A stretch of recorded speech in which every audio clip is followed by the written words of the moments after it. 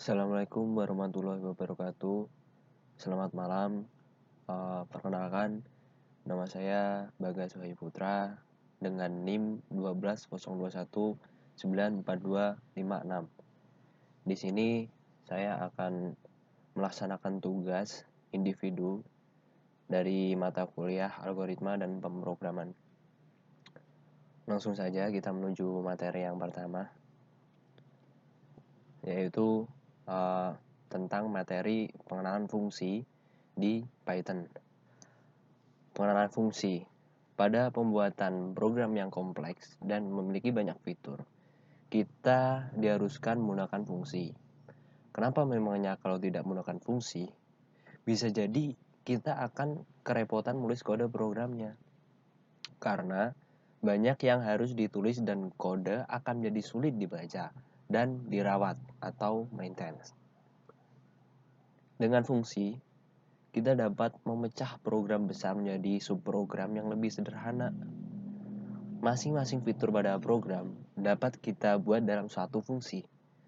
Pada saat kita membutuhkan fitur tersebut, kita tinggal panggil fungsinya saja. Jadi nanti ada fungsi return-nya untuk memanggil. Hal ini akan kita coba pada contoh program yang sudah disediakan di bawah slide. Jadi semuanya di sini akan saya jelaskan satu persatu. Kita harus memahami teori dasar dan hal apa saja yang harus kita ketahui tentang fungsi di Python. Siap? Mari kita mulai sekarang. Pengenalan fungsi. Di sini dituliskan bahwa dalam membuat sebuah program, kita menulis beratus ribu kode untuk mengatasi permasalahan penulisan ulang suatu kode tertentu. Di Python, kita bisa menggunakan sebuah fungsi sehingga membuat kode program bersifat reusable atau hanya didefinisikan sekali saja dan bisa digunakan berulang kali. Fungsi memecah keseluruhan program jadi bagian-bagian yang lebih kecil. Dengan semakin besarnya program, maka fungsi akan membuatnya menjadi lebih mudah diorganisir dan dimanage. Sejauh ini, kita sudah menggunakan beberapa fungsi, misalkan fungsi print, type, dan sebagainya. Fungsi tersebut adalah fungsi bawaan dari Python. Kita bisa membuat fungsi kita sendiri sesuai dengan kebutuhan yang kita inginkan. Oke. Di sini adalah contoh membuat fungsi ya. Di sini akan saya jelaskan.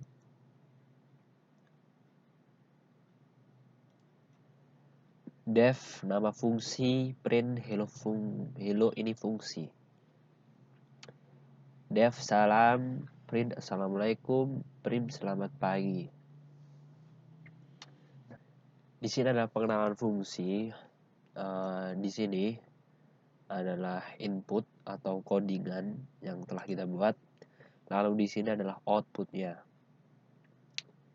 Ini adalah contoh sintaks sederhana ya, di mana kita print lalu mengetikkan hello selamat pagi sampai 8 kali, maka outputnya akan muncul 8 kali juga. Ya. Lalu di sini adalah inputnya ya. Ini adalah output. Ini bukan output, ini adalah inputan juga. Nanti outputnya seperti apa nanti kita bicarakan. Di sini adalah def salam, print hello selamat pagi. Terus di sini ada salam terus tanda kurung. Ini maksudnya salam yang berjumlah 8 ini akan menarik print hello selamat pagi. Jadi ketika kita membuat salam sampai 8 kali ini ya, nanti yang keluar adalah hello selamat pagi sampai 8 kali. Sintak membuat fungsi. Di sini terdapat def function underscore name dan group parameters, function docstring, statements, return, expression. Penjelasan dari sintak fungsi di atas adalah yang pertama, kata kunci def diikuti oleh function name atau nama fungsi, tanda kurung dan tanda titik dua menandai header atau kepala fungsi. Parameter atau argumen adalah input dari luar yang akan diproses dalam tubuh fungsi. Function docstring bersifat opsional, yaitu sebagai string yang digunakan untuk dokumentasi atau penjelasan fungsi. Function docstring diletakkan paling atas setelah baris def ya. Setelah itu diletakkan baris-baris penyataan statement. Jadi statement seperti apa yang Anda inginkan. Jadi tulis di bagian bawah atau tepat di tempat statement ini. Jangan lupa indentasi untuk menandai blok fungsi ya. Setelah itu return bersifat opsional. Gunanya adalah untuk mengembalikan suatu nilai expression dari fungsi. Baik, kita akan maju ke slide berikutnya, yaitu tema les coding fungsi. Bisa Anda lihat di sini bahwa ini adalah sintak dasar dari sebuah fungsi tadi. Lalu ini adalah penerapannya, ya penerapan. Lalu ini adalah outputnya. Jadi codingannya itu seperti ini. Pada dasarnya itu dari ini. Lah, setelah itu codingan atau hasil codingannya ini menjadi seperti ini. Sekarang saya mau berikan contoh codingan seperti ini, tetapi codingannya tidak sama seperti ini. Ini adalah codingan saya sendiri. Oke. Langsung saja ya. Yang pertama adalah def. Setelah itu sapa. Hai. Ini adalah buatan saya. Lalu masukkan nama. Setelah itu kita print. Terserah mau memberikan sintak atau statement seperti apa. Terserah kalian. Tuh kita masukkan nama lagi. Kita koma. Setelah itu teks satu lagi. Selamat malam. Oke, udah ya. Tuh kita berikan buat senyum. Lalu kita buat namanya siapa aja. Sapa hai. Yang pertama adalah Shin. Sapa hai. Sapa hai adalah oke. Sapa hai adalah Leslie. Leslie bagus lah Leslie. Sapa hai lagi adalah siapa ya? Fanny. Oke. Setelah itu kita coba ya. Kita coba run codingan saya. Boom.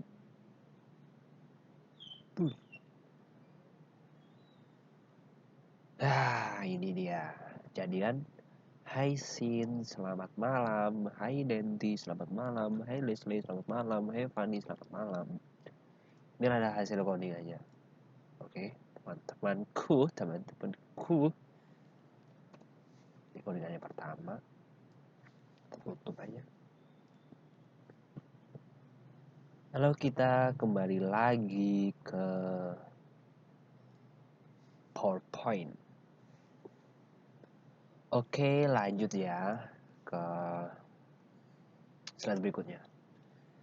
Jadi fungsi itu ada dua kawan-kawan. Yang pertama adalah fungsi tanpa mengembalikan nilai. Terus yang kedua adalah fungsi dengan mengembalikan nilai.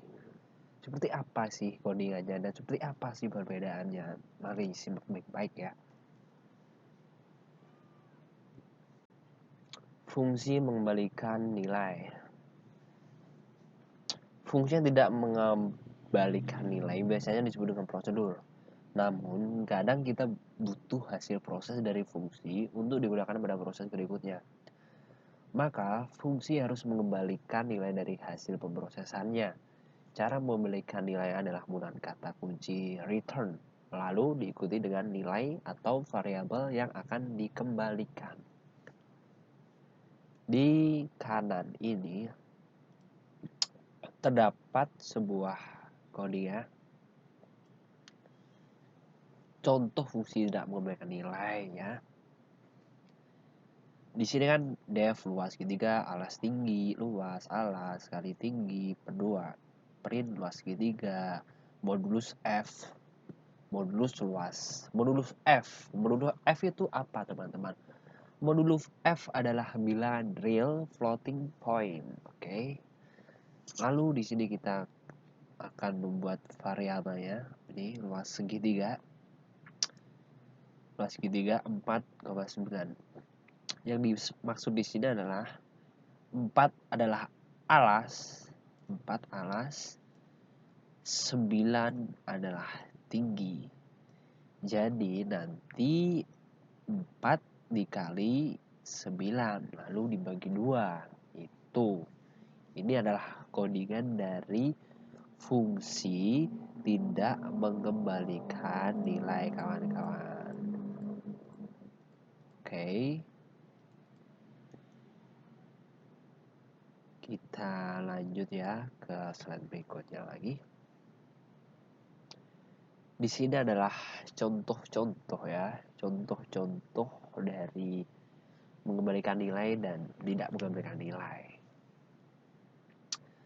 Yang contoh fungsi tidak mengembalikan nilai sudah saya jelaskan ya tadi di slide sebelumnya. Lalu contoh fungsi mengembalikan nilai, bedanya apa sih?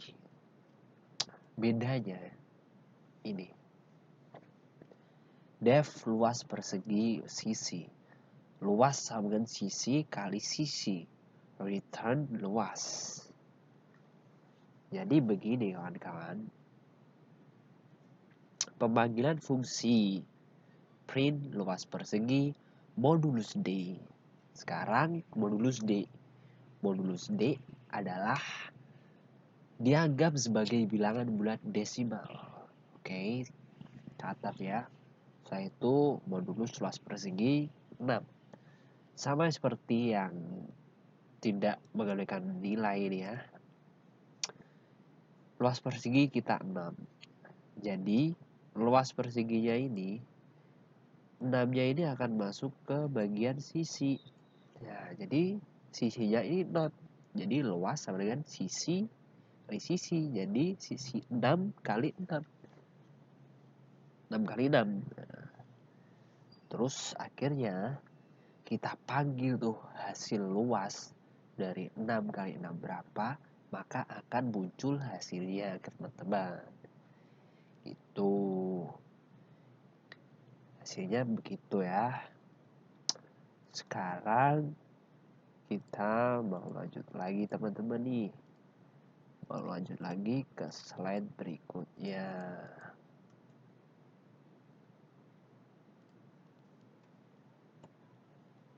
Slide berikutnya. Oh ya, di sini tadi kan saya belum mencontohkan codingannya langsung bagaimana. Maka sekarang saya akan mencontohkan codingannya, tapi yang berbeda dari slide saya ini ya.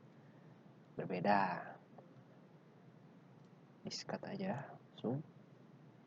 Oke.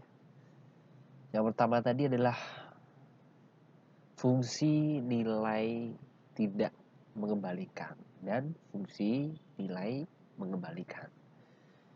Yang pertama adalah fungsi tidak mengembalikan nilai dulu ya.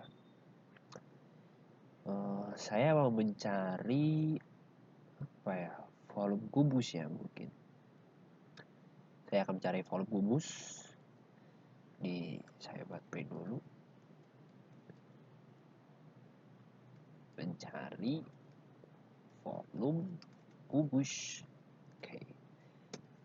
Kita misalkan nih variabelnya apanya. Jadi sisi 1 sama dengan integer, lalu input, lalu masukkan panjang sisi pertama. Oke, langsung aja kita blow guys, soalnya ada 3 ya, jadi 1 2 3. Tinggal kita ganti 2, kita ganti 3, lalu kita ganti kedua, dan ini adalah ketiga. Oke, kita buat sintak lagi ya. Rumus volume kubus sama dengan sisi kali sisi kali sisi. Jadi sisi 1 kali sisi 2 dikali sisi 3. Setelah itu kita print deh hasilnya nanti biar tahu ya. Oke, volume dari kubus yang sisi pertama kita panggil ya sisi 1. Lalu kita buat lagi, dan sisi kedua kita buat lagi, panggil lagi sisi 2. Lalu kita buat sintak lagi, dan sisi ketiga. Oke, kita bagi lagi sisi 3 adalah volume volume. Oke, adalah volume teman-teman.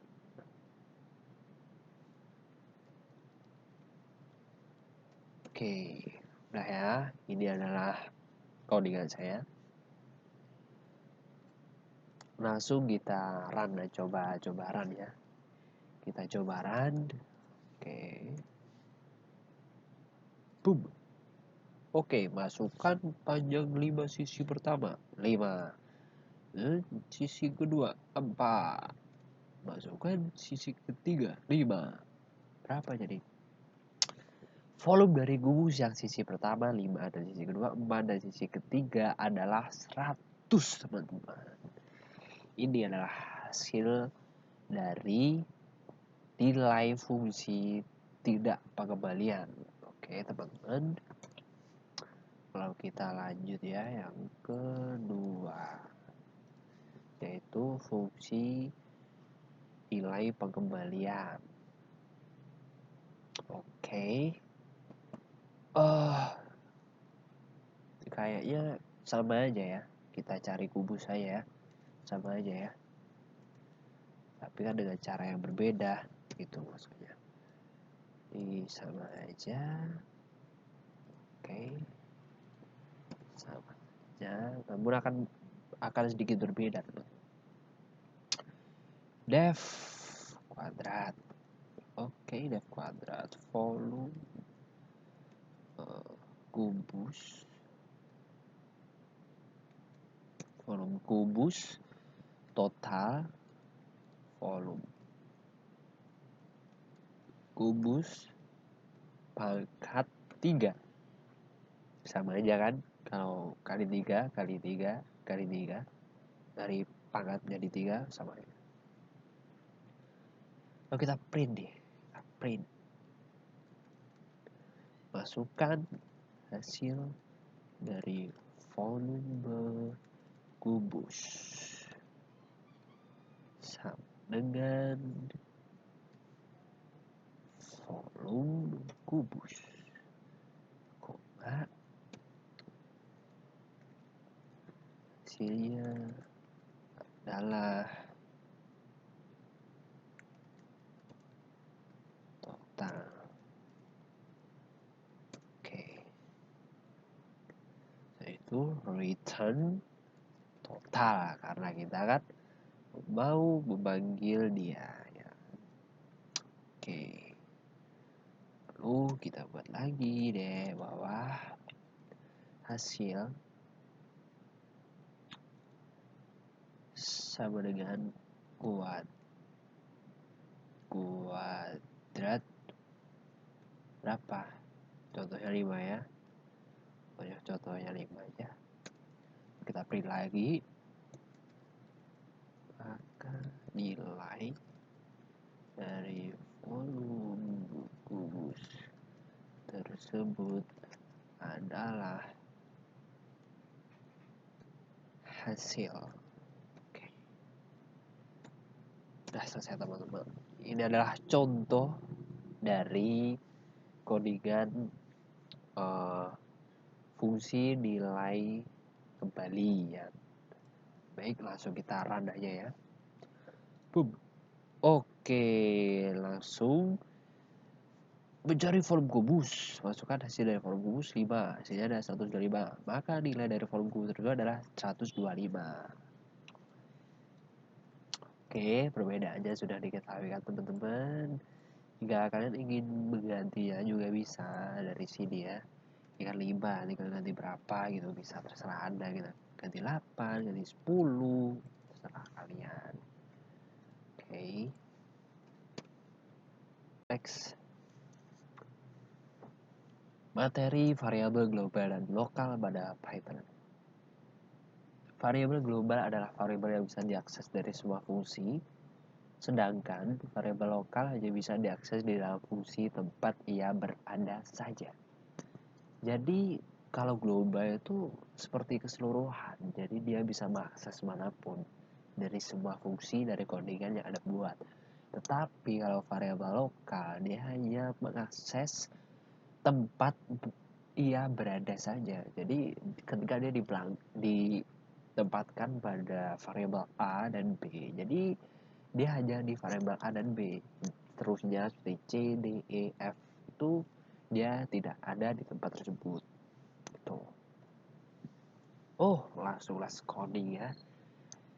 Ini adalah contoh codingan dari slide ya. Sekarang saya akan memberikan contoh codingan saya sendiri. Oke, langsung saja. Tunggu.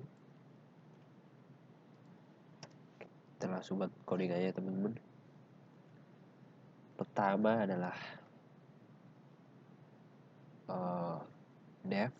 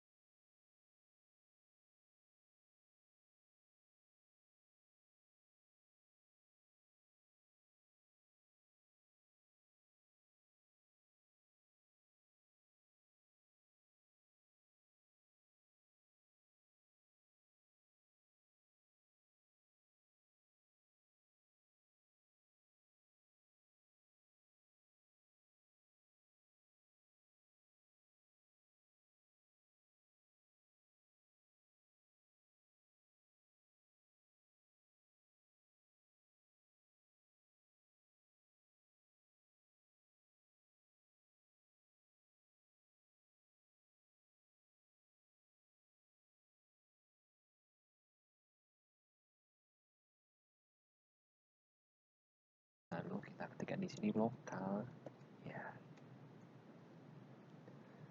Baik, ini adalah codingan saya seperti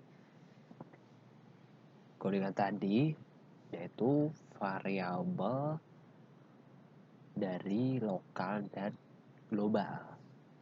Sekitaran ya, nama Bagas PP Pesawat Guru Indonesia, nama Kuntilanak Pesawat Buruk ya. Baik, kita akan kembali lagi ke PowerPoint.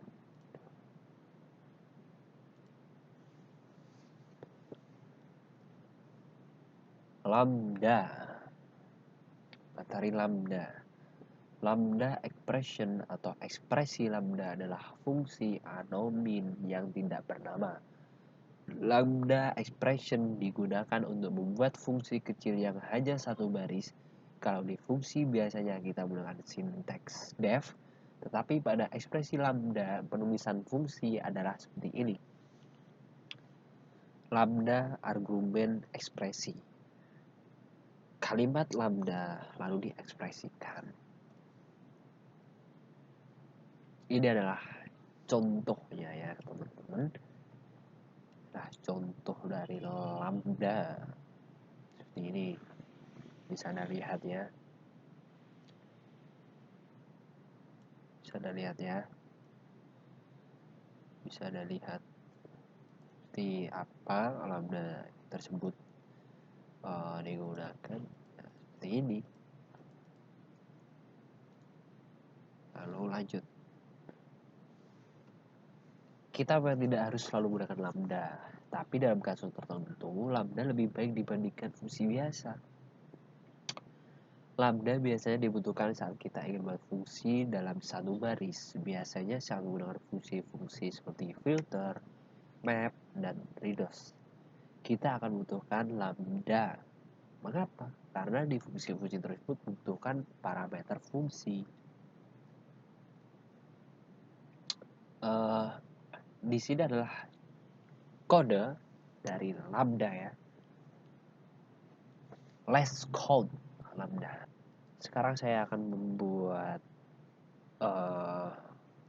lambda, tapi yang berbeda. Tadi kan yang berada di codingan adalah lambda yang mencari nilai genap ya. Sekarang saya akan membuat nilainya ganjil, teman-teman. Yaitu ini. Dan angka. Tambah dulu ya, teman-teman. 45 11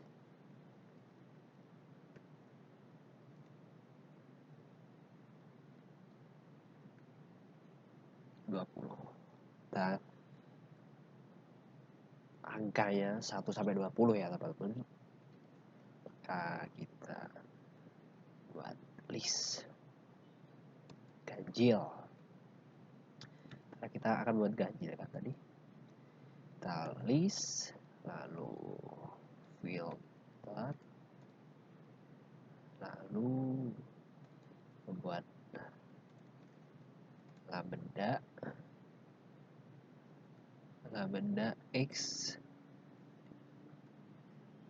terus x modulus 2 1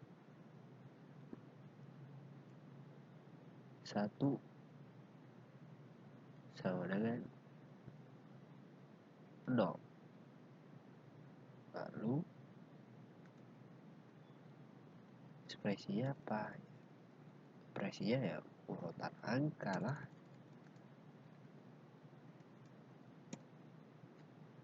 Angka, lalu print list ganjil.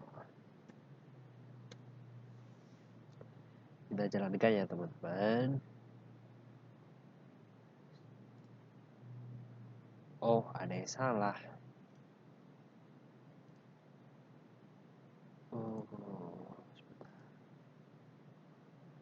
Oh, ini ya. Seru.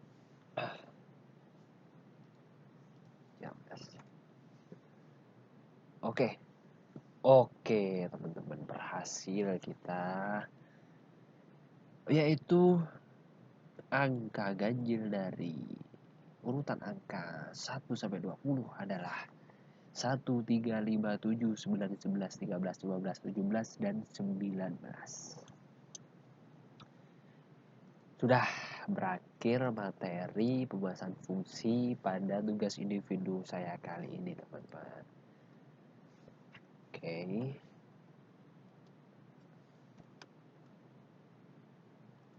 Bila berakhir juga materi tugas individu saya kali ini dengan materi fungsi. Terima kasih setelah menonton. Semoga ilmu yang saya jelaskan tadi bisa bermanfaat bagi yang melihatnya dan bisa diamalkan kepada orang lain.